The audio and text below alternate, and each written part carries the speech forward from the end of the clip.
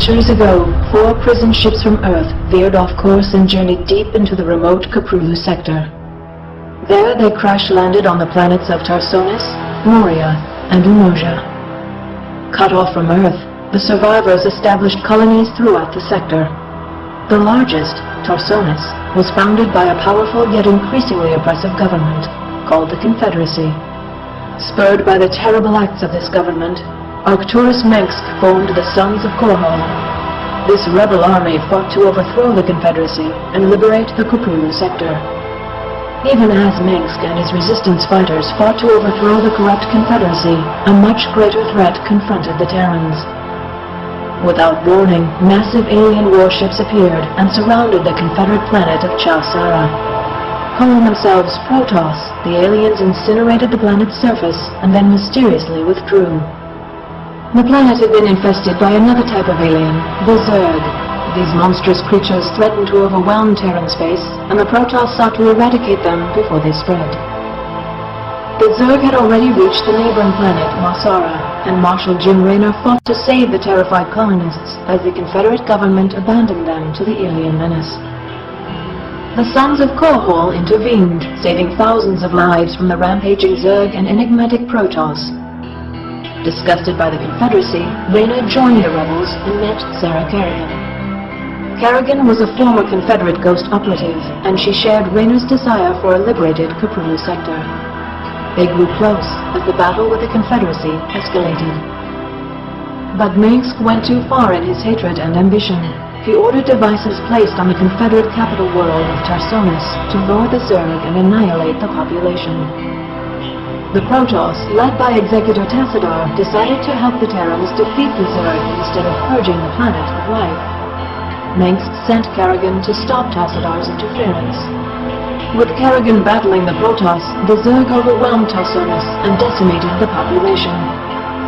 Having achieved his goals, Mengsk left the planet and abandoned Kerrigan to the aliens.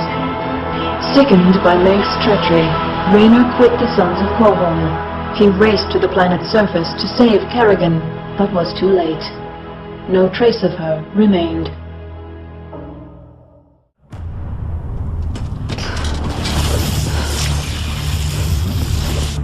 This is Kerrigan. There's a wave of Zerg advancing on this position. We need immediate evac. What happened to Kerrigan wasn't your fault. Belay that order. We're moving out. What? You're not just gonna leave us! Vengeance doesn't factor into this. Our revolution's about freedom. When you figure it out, let us know. We're waiting on you.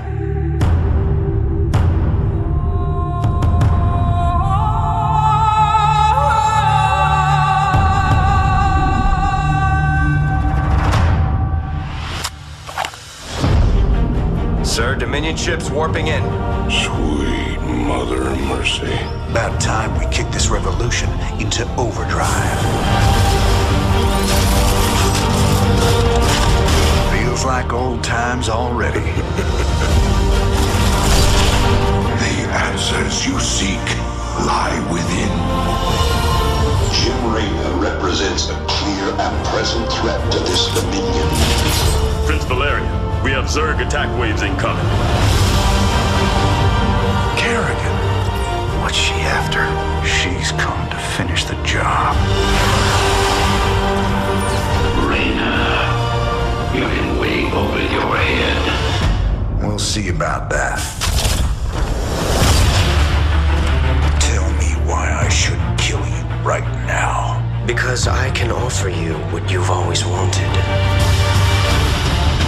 If the Zerg wipe everyone out, it's all been for nothing. Stand your ground! So I'm going back to Jar to get the job done. Now that's the commander I've been waiting on. Because the one thing I know, some things are just worth fighting for.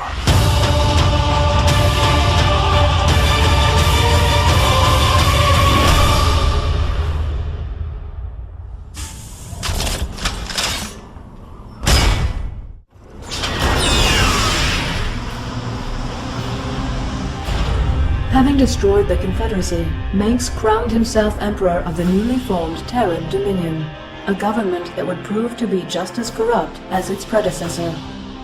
Raynor mourned the loss of Kerrigan and vowed revenge. Unbeknownst to him, however, the Zerg hadn't killed Kerrigan. Instead, they took her to the volcanic planet of Char. On Char, Kerrigan was transformed to the alien Queen of Blades. She became a being of immense psionic power, loyal to the Overmind, ruler of the Zerg Swarm. Separate from Tassadar's forces, another Protoss faction emerged from the shadows. Zeratul and his Dark Templar sought to end the Zerg expansion through stealth and the power of the Void. The two Protoss forces joined together against the Swarm, but the Overmind was able to discover their secret homeworld of Ire.